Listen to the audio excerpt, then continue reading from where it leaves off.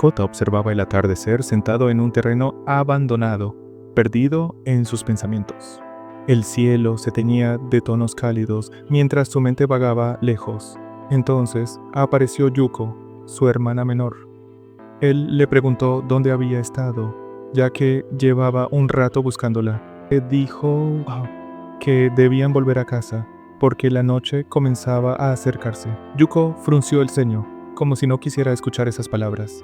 Aún así, salió corriendo, y ambos se quedaron un rato más, compartiendo frutas y hablando de cosas sin importancia.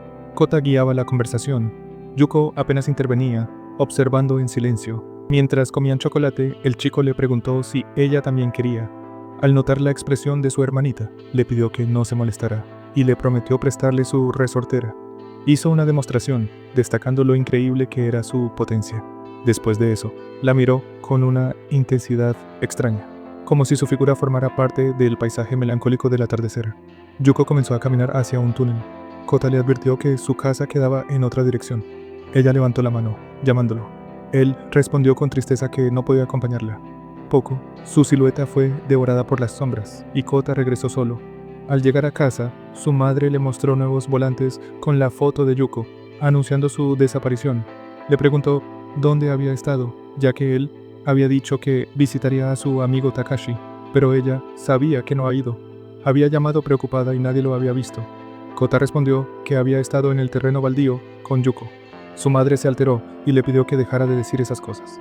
Le recordó que su hermana llevaba mucho tiempo desaparecida y que nadie sabía nada de ella, y aún así, él continuaba afirmando que la había visto. Más tarde, habló con su esposo sobre llevar a Kota al hospital, preocupados porque él aseguraba verla cada día al atardecer desde hacía un año.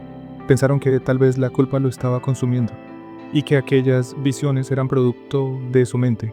Lo inquietante era que siempre habían oído que el crepúsculo era un momento peligroso, una frontera donde cosas y personas podían desvanecerse, ya que en el límite entre el día y la noche, era posible conectar con el submundo y encontrarse con fantasmas. El padre le pidió que no insinuara lo peor, ya que Yuko aún no había sido considerada muerta. La mujer confesó que no quería aceptarlo, pero temía perder también a su hijo. Esa noche, Kota revivió en sueños el día en que todo cambió. El sol se estaba ocultando y Yuko le pidió que se fueran. Él, molesto por interrumpir el juego, le dijo que podía regresar sola. Esa fue la última imagen que tuvo de ella.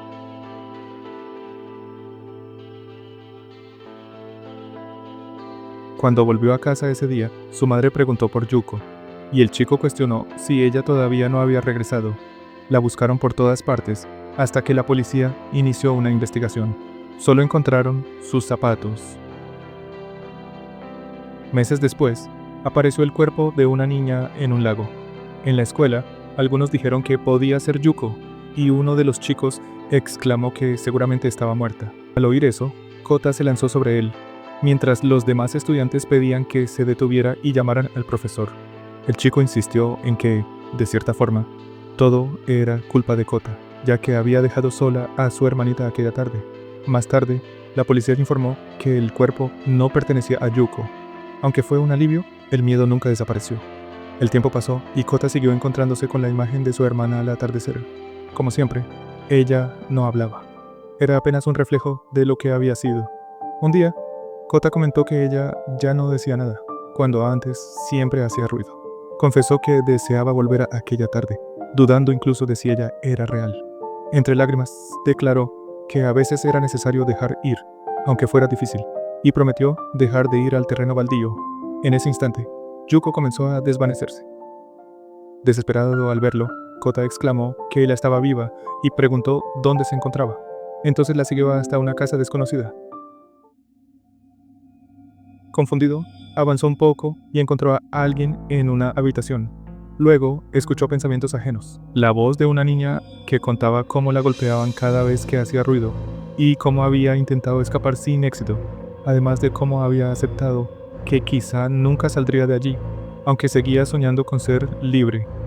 Añadía que, después de ser golpeada tantas veces, había dejado de intentar escapar y de gritar por ayuda. Aún así, deseaba volver a la ciudad para ver a todos. La voz decía que su captor desaparecía cada noche y que sabía que su hermano aún la esperaba. Kota siguió aquella voz mientras escuchaba que ella rezaba cada noche para volver a casa, y que al abrir los ojos deseaba estar de regreso con su familia, junto a su hermano, sabiendo que él siempre la estaría esperando. Por eso, incluso agotada, seguía intentando vivir un poco más. Cuando Kota abrió la puerta del lugar al que Yuko lo había guiado, finalmente la encontró, atada, débil, atrapada desde hacía un año. No había tiempo para celebrar. Alguien se acercaba. El hombre entró a la habitación sin notar a Kota, que se había escondido. Sin embargo, el raptor preguntó quién estaba allí. En ese momento, el chico lo atacó con todas sus fuerzas. El hombre respondió, abalanzándose sobre él, mientras exigía saber de dónde había salido y qué estaba ocurriendo. El enfrentamiento fue brutal. Entonces Yuko disparó con la resortera, provocando una distracción que Kota aprovechó para asestar el golpe decisivo y descargar toda la rabia acumulada. Todo ocurrió frente a su hermana, que en silencio solo observaba. Cuando todo terminó, Kota la liberó y declaró que ahora regresarían a casa. Bajaron juntos las escaleras y pasaron frente a la madre del secuestrador, que los vio sin intervenir. Siguieron la luz al salir. El crepúsculo devolvió la calma al paisaje. Ambos permanecieron en silencio hasta que Kota mencionó que ya era de noche, y su hermana lo confirmó. El chico la miró y dijo que era hora de volver a casa. Yuko, con una sonrisa, respondió que sí. Él la cargó sobre su espalda y caminó sin mirar atrás. El pasado había sido terrible, lleno de miedo y sombras, pero por primera vez sentía que, aunque marcado, podían avanzar juntos hacia algo más seguro. Seguía intentando vivir un poco más.